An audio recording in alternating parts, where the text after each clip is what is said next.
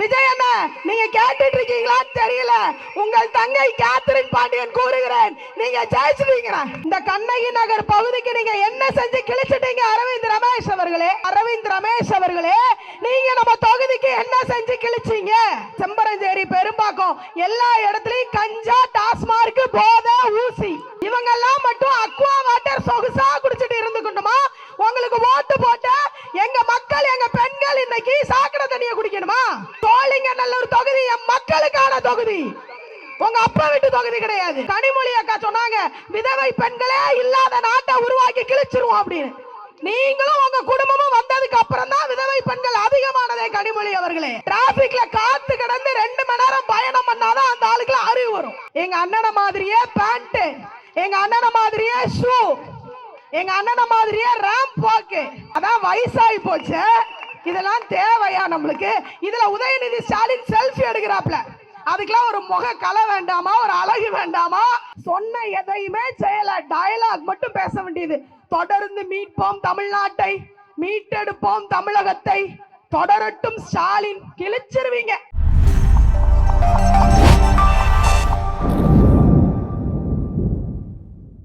எல்லாரும் நல்லா இருக்கீங்களா?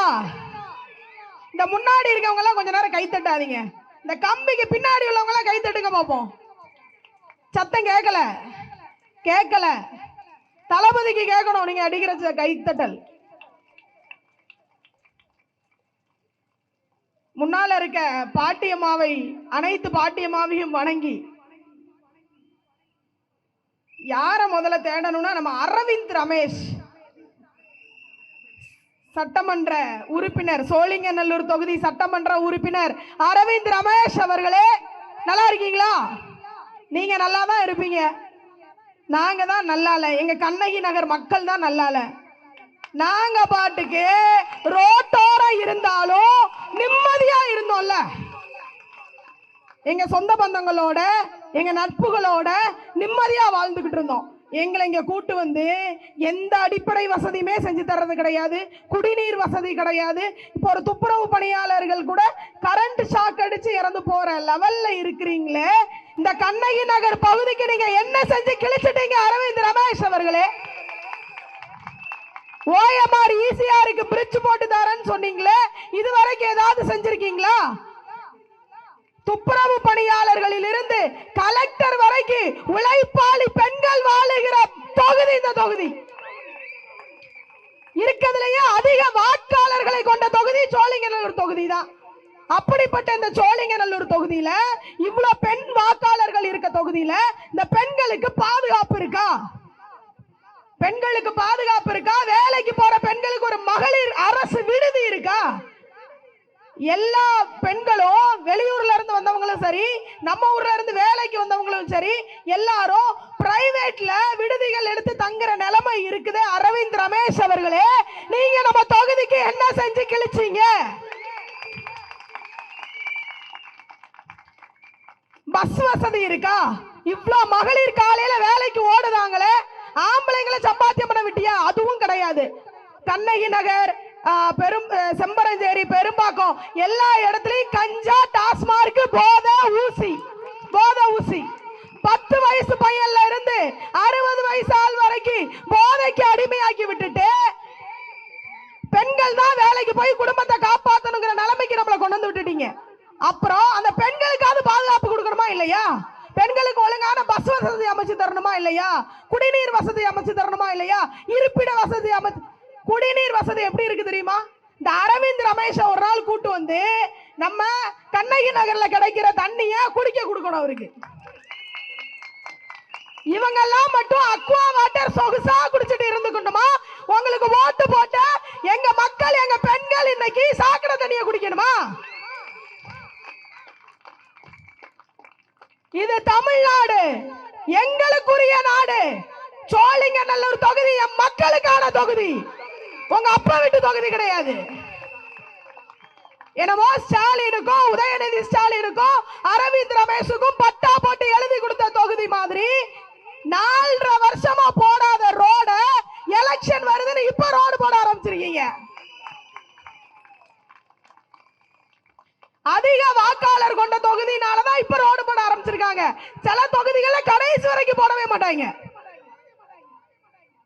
மது போதைக்கு அடிமையாக்கி எத்தனை பெண்கள் இன்னைக்கு விதவை பெண்களா இருக்காங்க தெரியுமா? கனிமொழி அக்கா சொன்னாங்க, விதவை பெண்களே இல்லாத நாட்டை உருவாக்கி கிழிச்சிருவோம் அப்படின்னு. நீங்களும் உங்க குடும்பமும் வந்ததுக்கு அப்புறம் தான் விதவை பெண்கள் அதிகமானதே. கனிமொழி அவர்களே, எப்படி சீதையின் கண்ணீர் ராவண தேசத்தை அழித்ததோ, எப்படி கண்ணகியின் கண்ணீர் மதுரையை அழித்ததோ, அதே போல் இந்த சோழிங்கநல்லூர் பகுதி பெண்களின் கண்ணீர் திமுகவை அழித்தே தீரும். ஐடி டெவலப்மெண்ட், ஐடி கம்பெனிகள் அதிகமா இருக்கிற ஒரு முக்கியமான தொகுதி இந்த சோழிங்கநல்லூர் தொகுதி. அவ்வளவு பெரிய நிறுவனங்களை கொண்ட இந்த தொகுதியில அந்த நிறுவனங்கள் இருக்கிற இடத்துல ரோடுகள் எவ்வளவு ஒரு குறுகிய ரோடா இருக்கு. காலையிலையும் சாயந்தரமும் என் பெண்கள், என் தாய்மார், எங்க பெரியம்மா, எங்க சித்தி வேலைக்கு போறதுக்கு எவ்வளவு கஷ்டப்பட்டு டிராபிக்ல மாட்டிக்கிடுறாங்கன்னு தெரியுமா?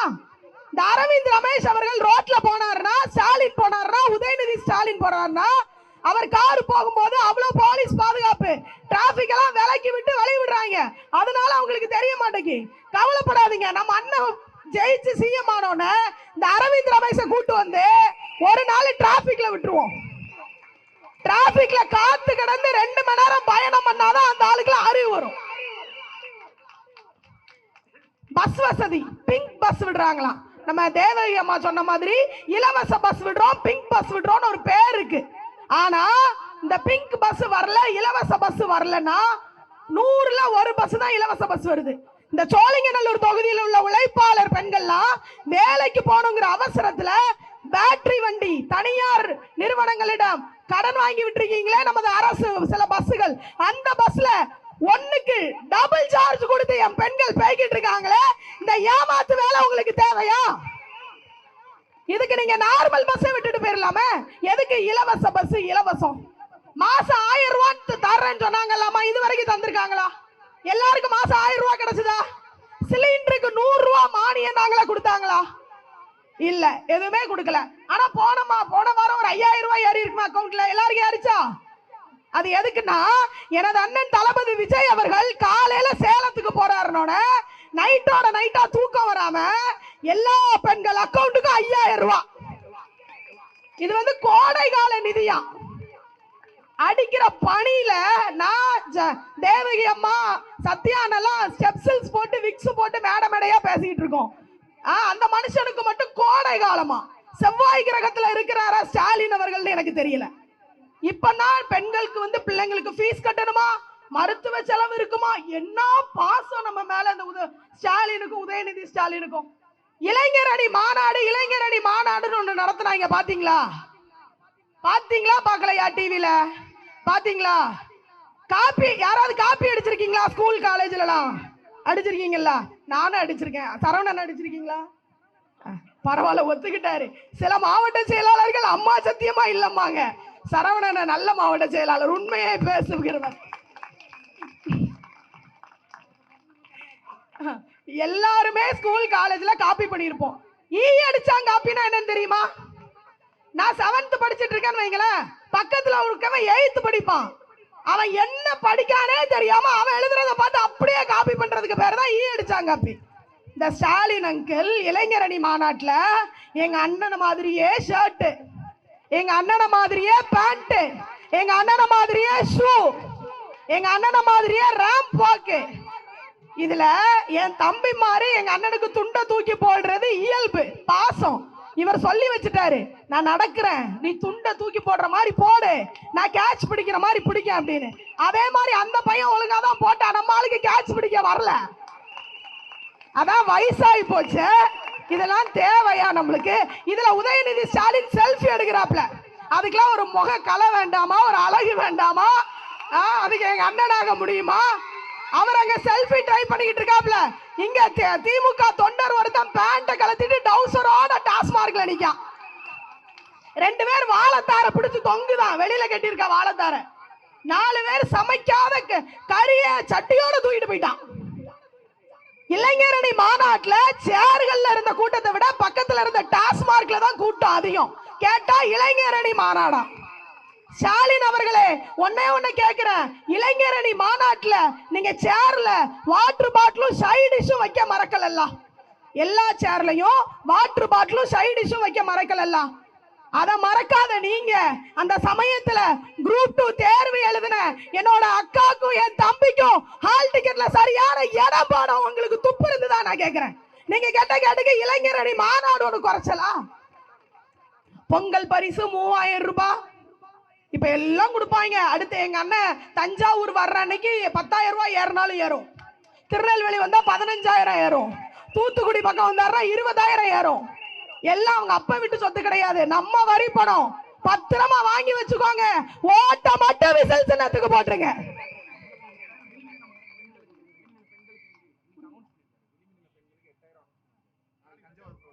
நான் சத்யா அண்ணன் அம்பேத்கர் அண்ணன் தான் கூப்பிடுவோம் பார்த்துக்கோங்க. எனக்கு ரொம்ப நாள் அண்ணன் பேர் தெரியாது. அவரோட உருவத்தை வச்சு நான் என்னோட போன்லயே அம்பேத்கர் அண்ணா டிவிக்கு என்ன பதிஞ்சு வச்சிருக்கேன்.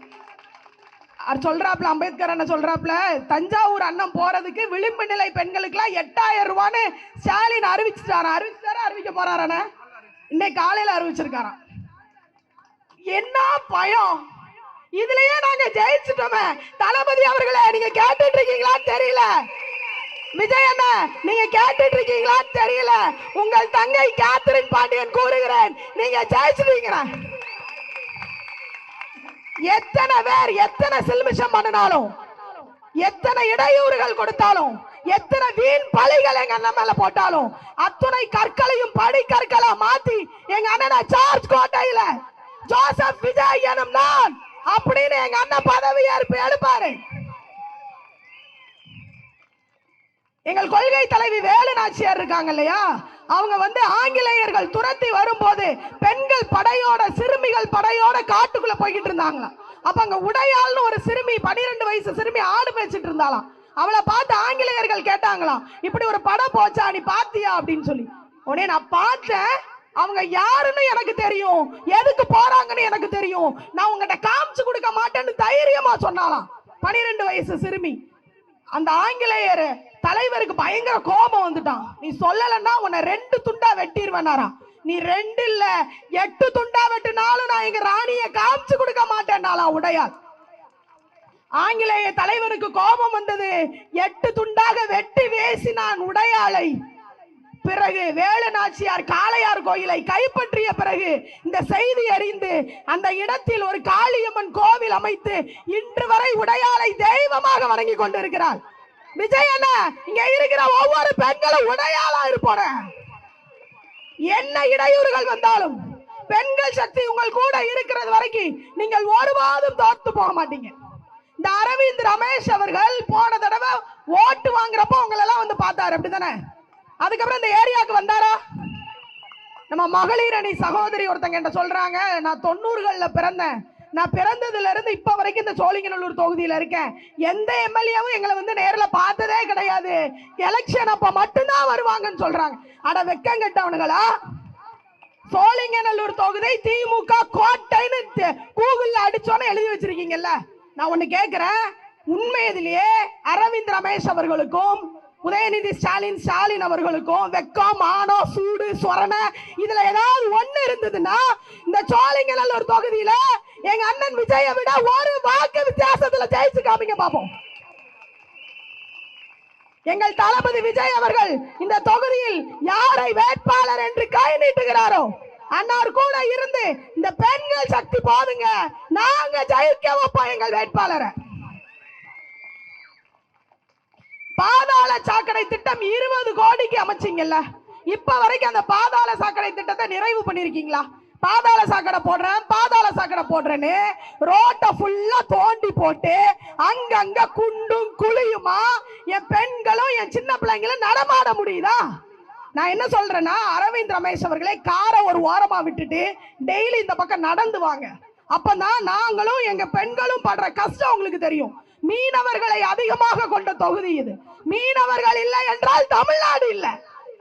மீனவ மக்கள் இல்லைன்னா உண்மையிலே சொல்ற தமிழ்நாடு கிடையாது. அப்படிப்பட்ட மீனவ சமுதாயம் பாரம்பரியமான சமுதாயத்தை கொண்ட மக்கள். மீனவர்கள்ட்ட ஒரு குணம் உண்டு, என்னன்னு தெரியுமா? நம்பி வந்தா விட மாட்டாங்க, அவங்களுக்காக உயிரே கொடுப்பாங்க. எங்கள் தளபதி உங்களை நம்பி வந்திருக்கிறாரு, விட்டுறாதீங்க. அரவிந்த் ரமேஷா இருக்கட்டும், ஸ்டாலினா இருக்கட்டும், உதயநிதி ஸ்டாலின் அவர்களா இருக்கட்டும், கொண்டு காசை வாரி இறப்பாங்க, கால்ல கூட விழுவாங்க, 1000 சத்தியம் பண்ணுவாங்க. நம்ம பட்ட பாடு போதும், இனிமேல் எதையுமே நம்பிடாதீங்க. டாஸ்மார்க் என்னும் ஒரு கொடிய அரக்கனை தமிழ்நாட்டில் உழவ வைத்து, கஞ்சா என்னும் கொடிய அரக்கனை தமிழ்நாட்டில் உழவ வைத்து எத்தனை குடிகார பெண்களுக்கு ஆண்களுக்கு வாக்கப்பட்டீங்க. பெண்கள் எத்தனை பேர் கண்ணீர் சிந்திக்கிட்டு இருக்காங்க தெரியுமா? இப்ப கூட யோசிச்சுட்டு இருப்பாங்க, ஐயோ மீட்டிங் எப்ப முடியுதோ தெரியலையே, வீட்டுல போய் என்ன செஞ்சு கொடுக்கன்னு தெரியலையே, இந்த பையா குடிச்சுட்டு எங்க படுத்து கிடக்கான்னு தெரியலையே, வந்து நம்மள அடிப்பானா என்னன்னு தெரியலையே, குடிகார பையா எங்க இருக்கான்னு தெரியலையே, மனைவின்னு நினைச்சுக்கிட்டு நாயை கட்டி பிடிச்சு படுத்து கிடக்கானுங்க ரோட்ல, டாஸ்மார்க் வாசல்ல. இப்படி குடிகாரன்களை உருவாக்கி கேள்வி கேட்க முடியாத நிலையை, மனநிலையை ஆண்களை உருவாக்கி வைத்திருக்கும் இந்த திமுக அரசுக்கு முற்றுப்புள்ளி வைக்க வந்த 100 ஆண்டுகளுக்கு ஒரு முறை தோன்றும் வெற்றி தலைவர் தான் நமது தளபதி விஜய் அவர்கள். எப்படி அண்ணா என்னும் 3 எழுத்து தமிழகத்தை மாற்றியதோ, எப்படி எம்ஜிஆர் என்னும் 3 எழுத்து தமிழகத்தை மாற்றியதோ, அதே போல் விஜய் என்னும் 3 எழுத்து தமிழகத்தை மாற்றியே தீரும். நல்ல கவர்மெண்ட் ஸ்கூல் இருக்கா? நல்ல கவர்மெண்ட் ஹாஸ்பிட்டல் இருக்கா? மருத்துவமனை அமைச்சீங்களா? அந்த மருத்துவமனையில உபகரணங்கள்லாம் கொண்டு வந்து வச்சீங்களா? எதுவுமே கிடையாது. இப்ப வரைக்கும் எதுவுமே கிடையாது. கவர்மெண்ட் ஸ்கூல்ல படிக்கிற பிள்ளைங்களுக்கு டாய்லெட் வசதி ஒழுங்கா இருக்கா? இந்த சோழிங்கநல்லூர் தொகுதியில இந்த சிக்னல் பக்கம் மக்கள் பெண்கள் அதிகமா வேலைக்கு போறவங்க கூடுற இடத்துல அரசு கழிப்பறை இருக்கா? என் பெண்கள் என்ன கஷ்டப்படுறாங்கன்னு தெரியுமா உங்களுக்கு? உங்க வீட்டுல உள்ள பெண்களுக்கு மட்டும் ஸ்டாலின் அவர்களே, உங்கள் மனைவிக்கு மட்டும் வெள்ளி பீரோலு, வெள்ளி தட்டு, வெள்ளி குடம் என்னத்தையும் வாங்கி கொடுங்க. எங்க பெண்கள் ஓட்டு போட்டவங்களை மறந்துட்டீங்களே, நன்றி கெட்டவர்களே. இத்துடன் திமுக ஆட்சி, நீங்கள் அடிக்கிற விசில்ல திமுக குதிர சங்கு, நம்ம அடிக்கிற விசில திமுக குதிர சங்கு. திமுக முடிஞ்சதை நினைச்சுக்கோங்க. திமுக அரசு வீழ்ந்து போகும், தாவேக அரசு வென்றே தீரும். அதுல எந்தவித சந்தேகமும் கிடையாது. மீனவர்களுக்கு அவர்கள் கூறிய எந்த வாக்குறுதியையும் நிறைவேற்றல. தூண்டில் வளைவு பாலம் அமைத்து தாரன்னு சொன்னாங்களே, அமைச்சு கொடுத்திருக்காங்களா? இடசதவீத ஒதுக்கீடு அதிகரிச்சு தரனாங்களே, இதுவரைக்கும் செஞ்சாங்களா? எங்க மீனவ மக்களுக்கு பாதுகாப்பு தந்து நலவாரியம் அமைச்சு தரனாங்களே, இதுவரைக்கும் செஞ்சாங்களா?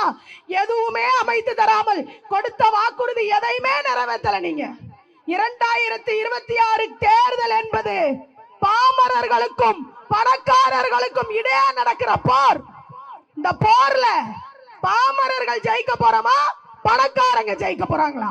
இதைத்தான் பார்க்க போறோம். பாமரர்களாகிய நாம் ஜெயிக்க வேண்டும் என்றால் நமது அண்ணன் தளபதி விஜய் அவர்கள் சார்ஜ் கோட்டையில இருந்தா மட்டும்தான் இந்த சோழிங்கநல்லூர் தொகுதிக்கு என்னென்ன வசதிகள் வேணுமோ, என் தாய் குலங்கள் கஷ்டப்படாம இருக்கிறதுக்கு உங்களோட அண்ணனா, உங்களோட தம்பியா, உங்க பிள்ளையா, உங்க குடும்பத்துல ஒருத்தரா எங்க அண்ணன் இருந்து உங்களுக்கு எல்லாத்தையும் செஞ்சு தருவாரு. அதுக்கு நீங்க பண்ண வேண்டிய ஒண்ணே ஒண்ணு, இந்த ஒற்றை விரலில் நீங்கள் மையிட்டு உள்ள போய் விசில் சின்னத்தில் மட்டும் வாக்களிங்க. ஆணவத்தை அழிக்க வந்த சின்னம் விசில், ஊழலை அழிக்க வந்த சின்னம் விசில், அகங்காரத்தை அழிக்க வந்த சின்னம் விசில், பாலியல் உணர்வுகளை அழிக்க வந்த சின்னம் விசில், மத வேறுபாட்டை அழிக்க வந்த சின்னம் விசில், ஜாதிய கொடுமைகளை அழிக்க வந்த சின்னம் விசில். நேற்று கூட திருநெல்வேலி மாவட்டத்தில் கொலைகள் நடந்து கொண்டே இருக்கிறது. ஸ்டாலின் அவர்களே, இரும்பு கரம் கொண்டு தடுப்பேன், நீங்களே இரும்பு கரத்தை அடகு வச்சுட்டீங்களா? எந்த கடையில வச்சிருக்கீங்கன்னு சொல்லுங்க. எங்க சோழிங்கநல்லூர் தொகுதி பெண்கள்கிட்ட சொல்லி மீட்டு தர சொல்றேன். எங்க மகளிர் அணி அக்காட்ட சொன்னா மீட்டு கொடுத்துருவாங்க. சொன்ன எதையுமே செய்யல, டயலாக் மட்டும் பேச வேண்டியது.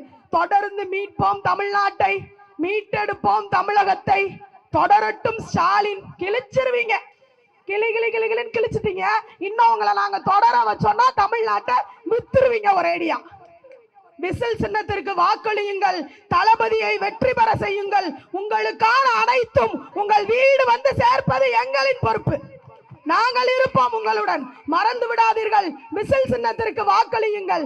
திமுகவை அதிமுகவையும் ஒருபோதும் நம்பி விடாதீர்கள். ரெண்டுமே கூட்டு களவாணிகள் தான். ரெண்டு பேருமே நம்மளை ஏமாத்திட்டு தான் இருக்காங்க. திராவிட கட்சிகளுக்கு முற்றுப்புள்ளி வைத்துவிட்டு தாவேகாவுக்கு முகவுரை எழுதுவோம் என்று கூறி, என்னதான் நடக்கும் நடக்கட்டுமே, இருட்டினில் நீதி மறையட்டுமே, தன்னாலே வெளிவரும் தயங்காதே, ஒரு தலைவன் இருக்கிறான் மயங்காதே, ஒரு தலைவன் இருக்கிறான் மயங்காதே. தலைவன் இருக்காரு, அவர் கையை பிடிச்சி அவரை கொண்டு போய் சார்ஜ் கோட்டையில உட்கார வைப்போம். சோழிங்கநல்லூர் தொகுதி அனைத்திலும் வெற்றி பெறும். அதாவது உலகத்திலேயே சிறந்தது பெண்கள்.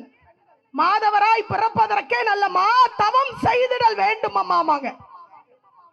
மகாபாரத கதையில துச்சாதனையும் துரியோதனனையும் எதிர்த்து பாஞ்சாலி கூறுவாள், அடே துச்சாதனா துரியோதனா, யாக்கை ரத்த மேவிர் குழலினில் கலந்து பின் குழல் முடிவேன், அதுவரை யான் என் குழல் முடியேன் அப்படின்பா. ஒரு ரத்தத்தை முடியில கலந்துதான் நான் கொண்ட போடுவேன், அது வரைக்கும் நான் கொண்ட போட மாட்டேன்னு. அதே போல் சோழிங்கநல்லூர் தொகுதி மக்களே, நீலாங்கரையில் அமர்ந்திருக்கும் மக்களே, இந்த கடற்புறத்தின் மேல் ஆணையாய் கூறுகிறேன், நம்ம அண்ணனை என்னைக்கு நம்ம சார்ஜ் கோட்டையில உட்கார வைப்போமோ அன்னைக்குதான் தூங்குவோன்னு சபதம் எடுங்க. பெண்கள் நினைச்சா முடியாதது எதுவுமே கிடையாது. நம்ம தான் சக்தி, மகத்தான சக்தி நம்ம தான். நம்ம நினைச்சா தீய சக்தியை கண்டிப்பா அழிச்சிடலாம். திமுகவிற்கும் தாவேகாவிற்கும் பணக்காரர்களுக்கும் பாமரர்களுக்கும் இடையே நடக்கும் இந்த போர்ல எங்கள் அண்ணன் தளபதியை ஜெயிக்க வைக்கிறது உங்க கையில தான் இருக்கு. விசில் சின்னத்திற்கு வாக்களியுங்கள் பெண்களே. வாழ்க பல்லாண்டு. தளபதி அவர்கள் வாழ வேண்டும். தமிழக வெற்றி கழகம் ஜெயிக்க வேண்டும் என்று கூறி வாய்ப்பளித்த அனைத்து நல்ல உள்ளங்களுக்கும் நன்றி பாராட்டி விடைபெறுகிறேன். நன்றி. சிறப்பாக உரை நிகழ்த்திய சகோதரி கேத்ரின் பாண்டியன் அவர்களுக்கு சால்வை அணிவித்து அவர்களை கௌரவப்படுத்துவோம்.